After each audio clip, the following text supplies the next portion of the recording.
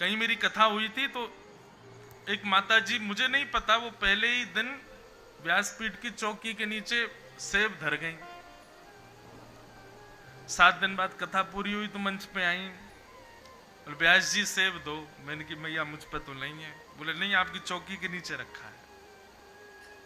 मैंने हाथ डाल के भीतर चेक किया तो सेब निकल आया। मैंने वाह मैया। बोले ये मैंने ही रखा था पहले दिन, 7 दिन अब ये सेब सिद्ध हो गया। मैंने कहा अच्छा, अब क्या आप खाओगी? बोले नहीं, मैं अपनी बहू को खिलाऊंगी ताकि उसको लाला हो जाए। अरे ताली क्यों बजाई आपने? बात तो सुनो। मैंने कहा मैया बढ़िया, इससे ये होता कि भाई ये सेब इतना सिद्ध हो गया, अब इसको पूरे परिवार में बांट के खाएंगे ताकि हम सबके जीवन में ठाकुर जी की भक्ति आ जाए। मैंने ये तो मांगा नहीं आपने, सेब को सिद्ध भी किया तो मांग संसार ही लिया आपने।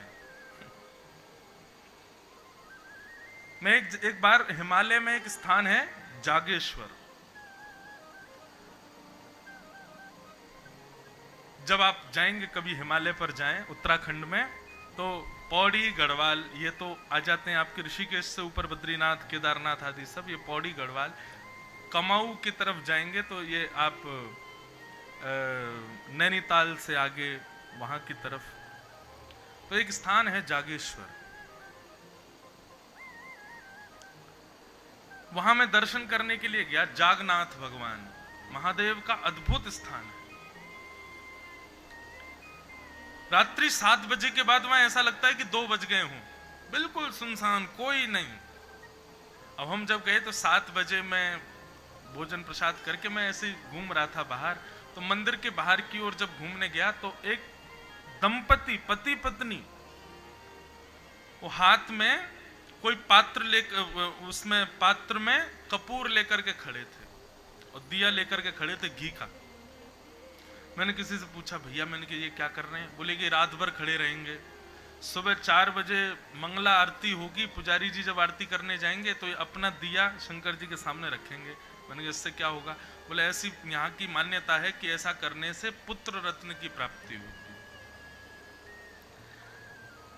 उस समय मेरे मन में एक बात आई, मैं कितने स्थानों पर गया, कितने तीर्थों में गया, कितनी जगह गया, मैंने कहीं भी ऐसा व्रत करते हुए उस व्यक्ति को नहीं देखा जो व्रत कर रहा हो, जो घनघोर तपस्या कर रहा हो इसलिए कि मुझे ठाकुर जी से मिलना है।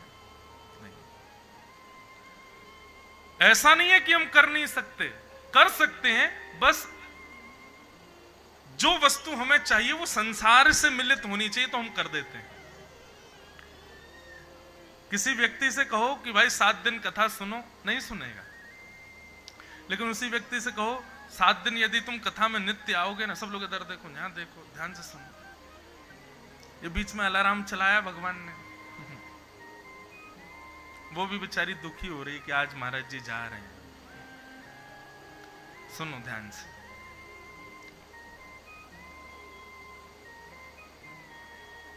क्या बता रहा था? हाँ, तो हम लोग कैसे हैं, हमको कितना भी कठिन नियम बता दिया जाए हम कर लेंगे, यदि उस नियम के बदले हमको संसार की वस्तु मिल रही हो तुरंत कर देंगे। और यहां गिरिराज जी की 21 किलोमीटर चल के परिक्रमा करना भारी पड़ जाता है लोगों को। क्यों? क्योंकि उसके बदले ठाकुर जी की कृपा मिलेगी, बस ठाकुर जी से प्रेम होगा। बस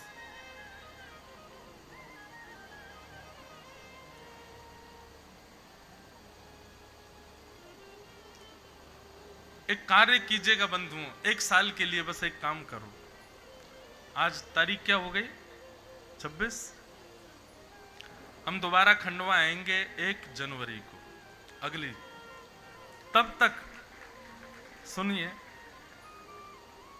अभी कल 27 से लेकर के और 31 दिसंबर तक आप कुछ भी करें, व्रत अनुष्ठान या कहीं तीर्थ में जाओ, ओमकारेश्वर जाओ, महाकाल जाओ, कहीं भी जाओ, संसार मत मांगना, ठाकुर जी से ठाकुर जी की कृपा मांगना। बस ये 6, 7, 8, 9 महीने ये करके देखो आप। और जब हम जनवरी में आए तो हमको अपना अनुभव बताइएगा, क्या अनुभव हुआ।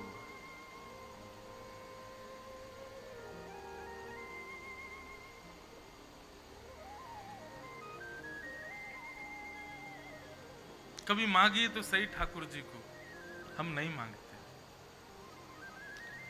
ठाकुर जी को मत मांगो, भक्ति मांगो, प्रेम मांगो ठाकुर जी से। ये सब आपके चित्त को शुद्ध करेंगे, बुद्धि को शुद्ध करेंगे, जीवन में एक परमानंद का अनुभव होने लगेगा।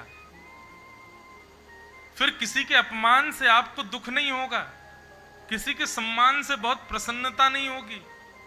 कितना भी बड़ा जीवन में लॉस क्यों ना हो जाए, कितनी भी जीवन में विषमताएं क्यों ना आ जाए, परेशान नहीं होगे आप।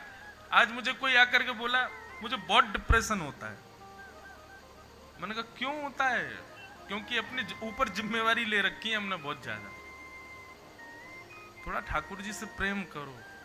ये सब ये एंजाइटी, डिप्रेशन, ये जो नाम आजकल चल रहे हैं, ये सब खत्म होंगे उससे। प्रसन्न रहोगे।